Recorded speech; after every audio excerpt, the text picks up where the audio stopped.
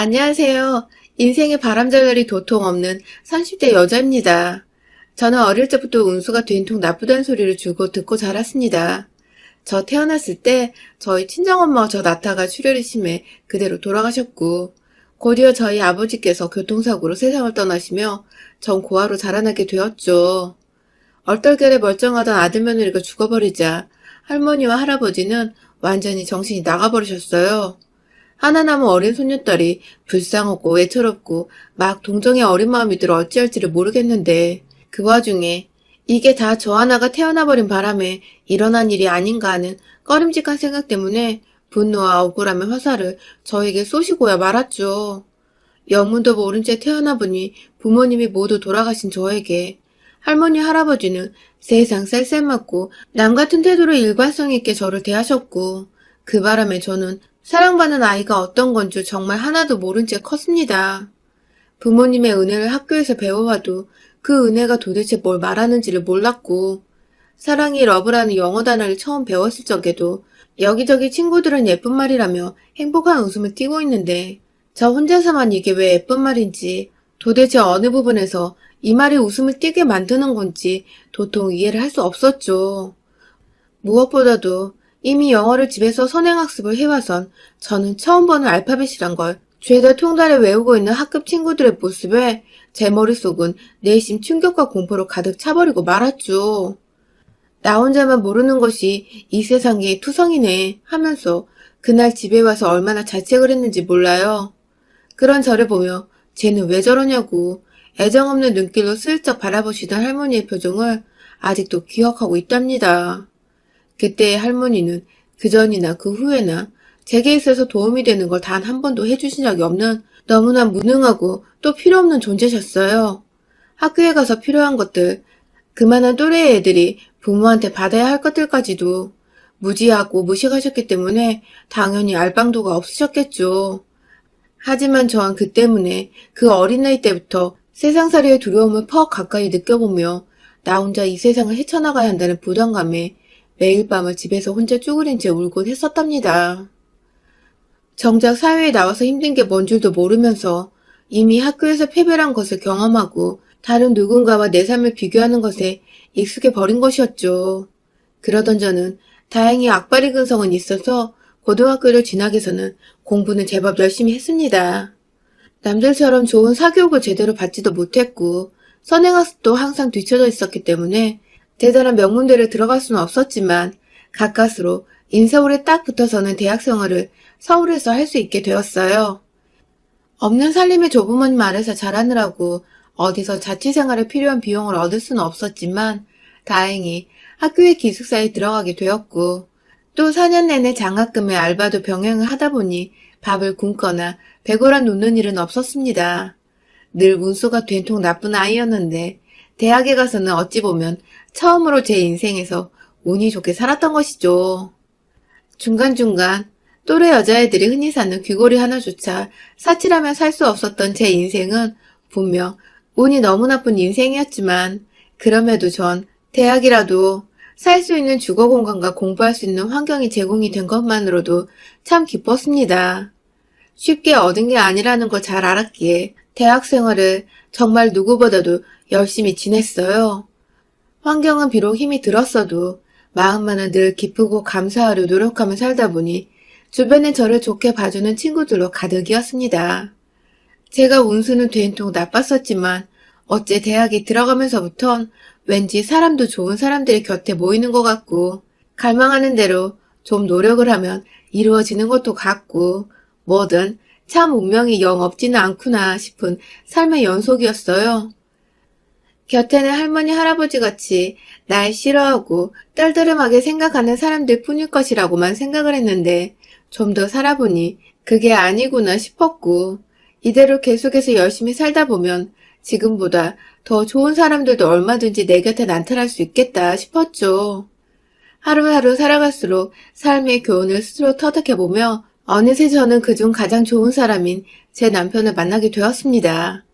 대학 때 건너 알던 선배였고, 정작 연애는 대학을 둘 다 졸업을 하고 나서야 몇 번 만나보다가 시작을 하게 되었어요.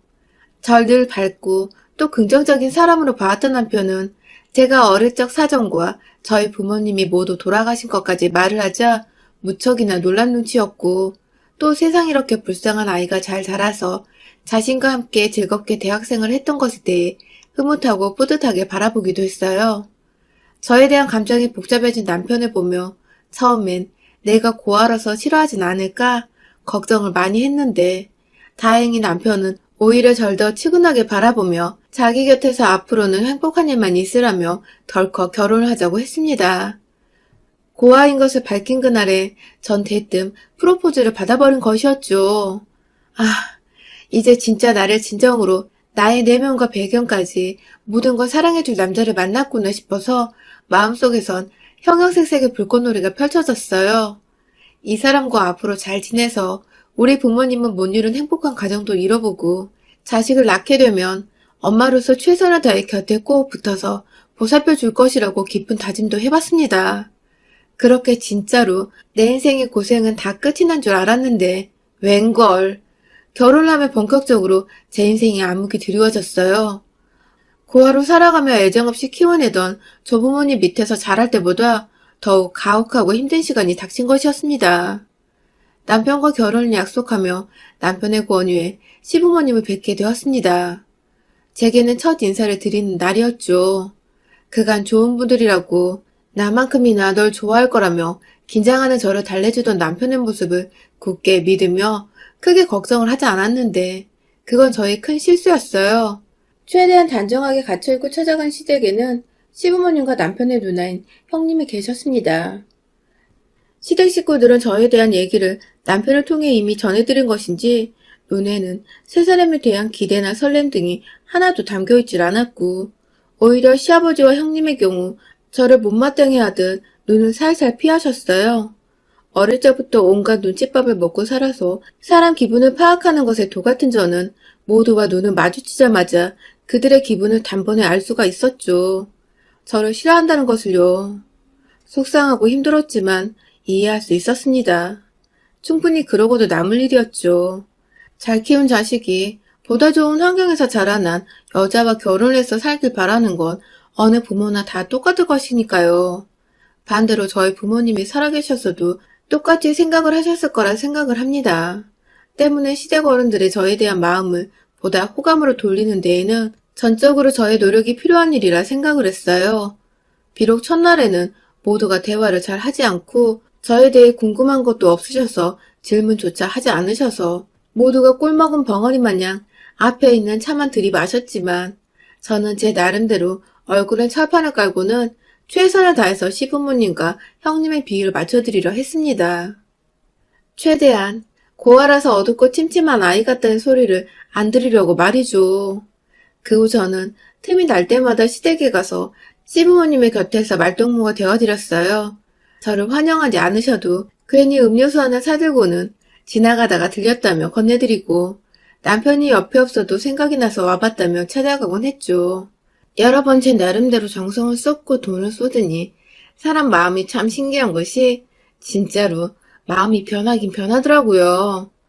시부모님, 특히 저를 정말 어색해하고 못마땅하게 대하셨던 시아버지는 어느 순간부터 제가 오기만을 기다렸다면서 주책맞는 소리로 저를 푸릇하게 웃게 만드셨고, 나름대로 고아라며 저를 조금은 애처롭게 바라봐 주셨었던 시어머니는 시아버지가 저를 향해 기분 좋은 소리를 처음으로 하시자 덩달아 긴장이 풀리셨는지 저와 함께 빵 터지셨답니다. 뭔가 평생 동안 서로가 웃으면서 대화를 나눌 수 있을 것이라고 생각을 못했었는데 이렇게 쉽사리 웃음을 보이며 기분 좋은 감정을 나눌 수 있게 된 것이 정말 기뻤어요. 결국 이렇게 될 것을 그간 마음 쪼이고 마음고생했던 것이 괜히 씁쓸하고 눈물이 났지만 동시에 저에게 마음을 열어준 시부모님께 정말 감사드렸고 진짜 잘해드려야겠다는 생각을 했죠. 그렇게 저희 커플은 시부모님의 마음까지 얻어서는 환영 속에서 결혼식을 올렸습니다. 저희 조부모님께서도 막상 손녀딸을 시집 보낸다고 하니 아쉽고 미안하셨는지 식장에서 저를 따로 찾아와 눈물을 흘리시더라고요. 이걸 아들 며느리가 봤다면 얼마나 기뻐했겠냐며 돌아가신 저희 부모님 말씀을 꺼내셔서 저마저도 식장 들어가기 전에 한바탕 눈물을 쏟아버려야 했죠. 부모님께서 하늘에서 열심히 저희 결혼을 응원해 주시고 계시다 생각하며 씩씩하게 결혼식은 마무리 지었습니다. 그런데요, 막상 결혼하고 이 집 사람이 되어보고 나니 시부모님께서 제게 거짓된 행동을 보였다는 것을 알게 되었습니다. 마음을 활짝 열고 저를 진심으로 환영해 주신 줄 알았는데 이제 보니 저 없는 자리에서 결혼하게 해달라고 매달리고 무릎까지 꿇었던 남편을 임시방편으로 달래보고자 일부러 보여주신 쇼였더라고요. 이 쇼는 결혼을 하고 나서도 이어졌지만 하나의 조건이 있었습니다. 바로 제 옆에 남편이 있을 때만이었죠. 남편이 제 옆을 조금만 떠나 있거나 제가 혼자서 연애 때처럼 시댁에 찾아오면 시부모님께서는 너무나 가혹할 정도로 저를 투명인간 취급을 해버리셨습니다. 예를 들어 아무것도 몰랐던 때에 시부모님과 함께 밥이라도 먹으려고 집에서 간단히 담궈본 깻잎 무침과 냉동 삼겹살 볶음을 시댁에 들고 간 적이 있었는데요.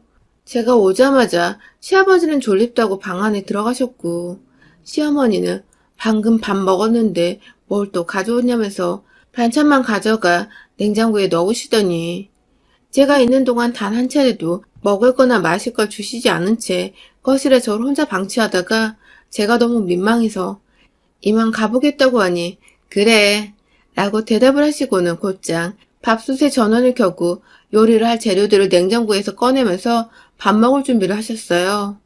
제가 집에서 나가기만을 기다렸던 것이었습니다. 처음에 몰랐어요.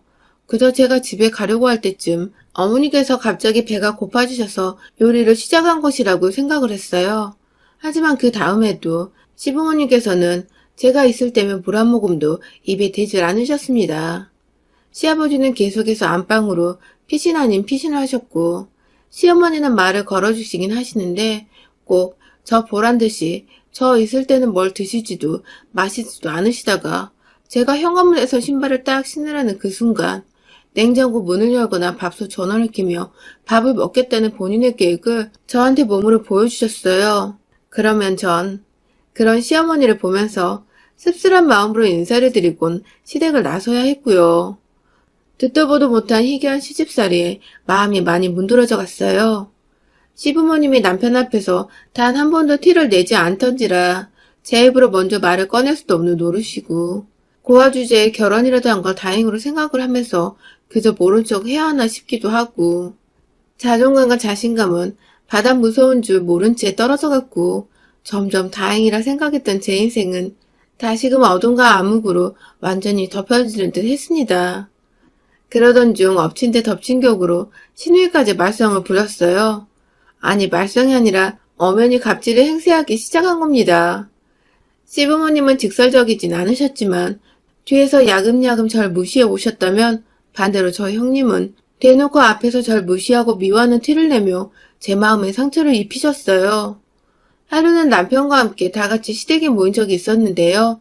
아니나 다를까 시부모님은 평소와는 달리 제게 살뜰히 친딸처럼 대해주시며 전에는 안 보이는 친절을 베풀고 계셨죠.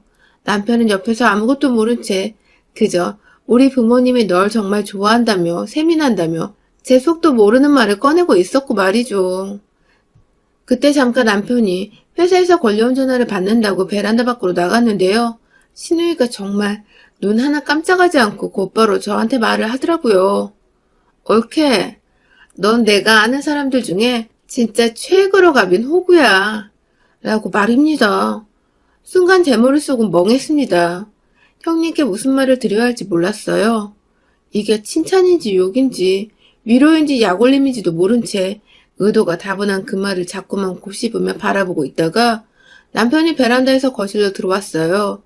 멍한 채 형님을 쳐다보고 있는 저를 향해 남편이 뭔가 눈치를 챘는지 자기야 괜찮아? 하고 슬쩍 제 어깨를 만지작거리며 자리에 앉더군요. 그 바람에 전 잠깐 남편에게 기댈 뻔도 했는데 이윽고 시어머니께서 제게 아가 피곤한 것 같은데 이제 그만 집에 가 하고 세상 따뜻한 말씀을 건네주시는 척 하시는 바람에 저도 집에 가라고 하시니 거절할 이유가 없어서 당장에 알겠다고 말씀을 드리고는 자리를 박차 일어났습니다. 정말 집에 가는 내내 남편이 말을 거는데도 답할 힘이 하나도 없었네요. 시댁 식구들이 미우니 남편도 미워지고 옆에서 아무것도 모른 채 그저 시댁 식구들과 제가 잘 지내는 줄로만 알고 있는 이 답답한 사람이 갑자기 막 원망스럽기까지 했어요. 이런 식으로 신우이는 저한테 하고자 하는 말을 숨기지 않고 혹은 애둘러 굳이 말을 꺼내 제 기분을 나쁘게 만들곤 했습니다. 억울하는 말은 아주 약가였고요. 시어머니가 저를 또 무시하는 행동을 하시는 걸 옆에서 보고 있다가 달려나와서는 굳이 또 지나가다가 저를 향해 우리 올케는 화도 못 내는 등신도 아니고 왜 그러고 살아? 하면서 실실 쪼개며 웃기도 했어요.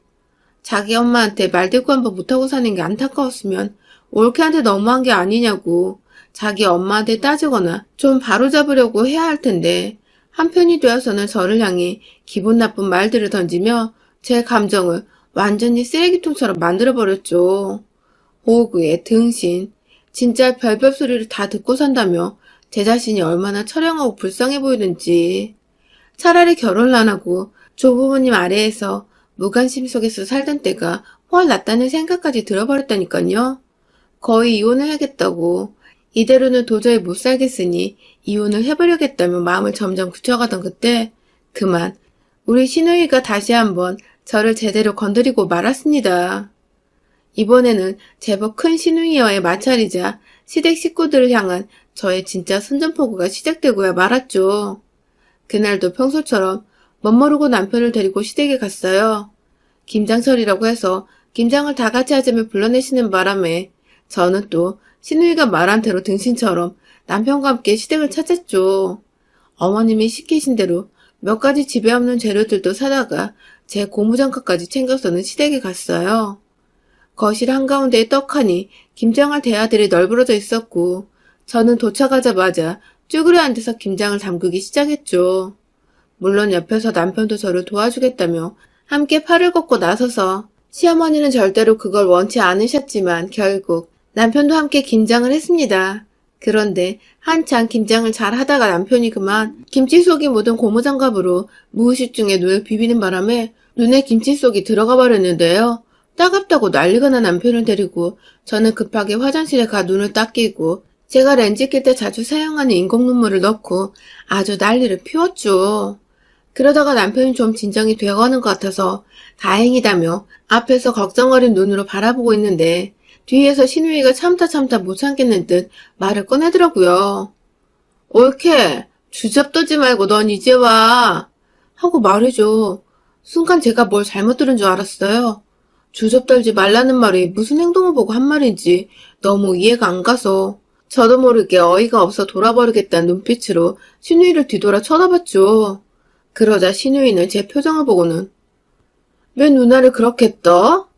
하면서 김장을 담그다 말고 자리에서 일어나 곧장 저에게 달려들 것처럼 씩씩거리며 절 노려봤죠. 그 상황을 눈 감고 있던 남편도 이상했는지 눈을 떠 쳐다보다가 시누이의 표정이 기겁을 하면서 화장실에서 나와 말을 왜 그렇게 해? 하며 시누이한테 대들었고요. 순식간에 일어난 일이었어요.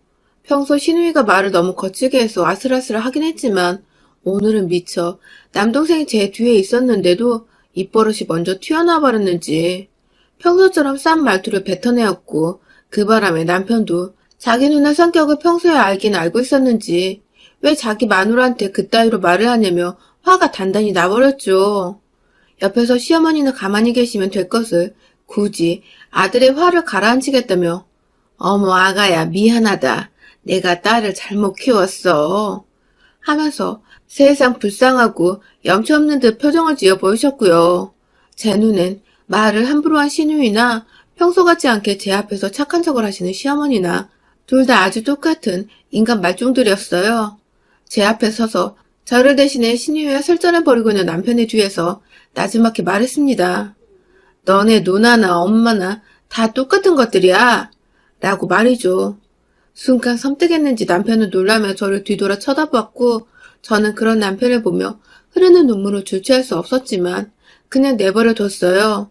그러면 남편이 더욱 절 믿어주고 절 더 가엽게 여길 것 같았거든요.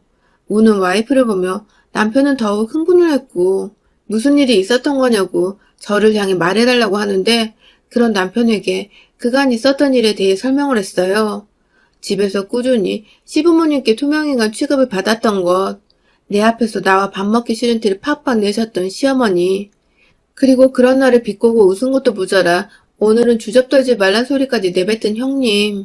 모든 걸 말하자 남편은 어느새 손에 주먹을 꽉 쥔 채 바로 누구 하나 때릴 것처럼 으르렁거리며 시댁 식구들을 번갈아 쳐다보기 시작했어요. 그리고 막 남편이 미친 거냐며 소리를 꽥 지르고 시댁 식구들한테 다가가려는 걸 제가 뒤에서 붙잡았고 내일은 내가 해결해 라는 딱 한마디 문장을 내뱉고는 곧장 김치 속에 담겨진 대야로 빠르게 걸어갔어요. 그리고는 제 손 더럽히기 싫다며 고무장갑까지 완벽하게 껴서는 제가 도대체 뭘 하는 건지 영무도 모른 채 지켜보는 신우이를 향해 김치 속을 퍽퍽 똥푸듯이 퍼서 격렬하게 던져버렸죠. 진짜 손 하나에 철푸덕하고 담기는 김치 속을 들어올리자 마늘 냄새에 지독한 새우젓 향까지 막 퍼졌는데 그걸 그대로 코앞에 있던 신우이의 얼굴에 퍼부어버렸고 너무 세게 던졌는지 왠지 제 손에 신우이의 콧대가 짓눌려지는 게 느껴지는 기분이기도 했습니다. 난리가 나버린 신우이는 눈 안에 들어간 빨간 고춧가루부터 해결하겠다고 부엌 싱크대에 얼굴을 쳐박고는 물을 맞느라 정신이 없었고 옆에서 입을 떡 하고 벌린 채 서있던 시어머니는 제가 이내 한 손을 들어올리자 완전히 쫄아서는 자기 두 손으로 얼굴을 막으며 제자리에 주저앉았어요. 완전히 저한테 쫄은 것이죠. 그런 시어머니의 머리 위에서 저는 최대한 우더르는 공경하겠다는 마음으로 가볍게 고무장갑을 수차례 털어주었습니다. 그 바람에 김치 속 파편 같은 것들이 뭉퉁그려 시어머니 머리 위와 등 곳곳에 흐트러져 떨어졌고 뒤에서 시아버지는 마지막은 본인이라 생각하신 건지 어느새 베란다 밖으로 도망가셔서는 춥다고 벌벌 떨고 계셨어요. 집안에서 뜨뜻하게 혼자 소파에 누워 TV를 보시느라 맨발의 얇은 네이 차림이셨는데 그 꼬라지 그대로 베란다 밖에 나가신 바람에 살얼음 같은 추위를 감당하셔야 했던 것이죠. 그날 남편의 손에 이끌려 집에 도착해 오랜만에 편안한 잠을 청했습니다. 뜨뜻한 침대 위에서 남편이 건네주는 차 한 잔을 마시며 그 어느 때보다 심신이 안정된 상태로 잠이 들었죠. 속에 담아두면 천불이 나고 결국 이렇게 터져버리는데 전 그간 왜 그렇게 정말 신우의 말처럼 호구처럼 당하고만 살았나 싶더군요. 씁쓸한 제 마음을 달래려는 듯 남편은 여전히 제 옆에 꼭 붙어서는 누가 자기 시댁 식구들처럼 또 남몰래 시비를 걸며 괴롭힐까 싶어 아주 보디가드처럼 제 주변을 따라다니고 있어요. 시댁을 떨어뜨려 놓고 보니 남편 하나만 남았는데 이제야 다시 제 인생에 좋은 운수가 찾아온 것만 같습니다. 이 운수를 놓치고 싶지 않으니 남편의 사랑만을 먹고 살며 이제는 진짜로 좀 행복해져 보려고 해요. 여러분의 생각은 댓글로 남겨주세요. 오늘도 시청해주셔서 정말 감사합니다.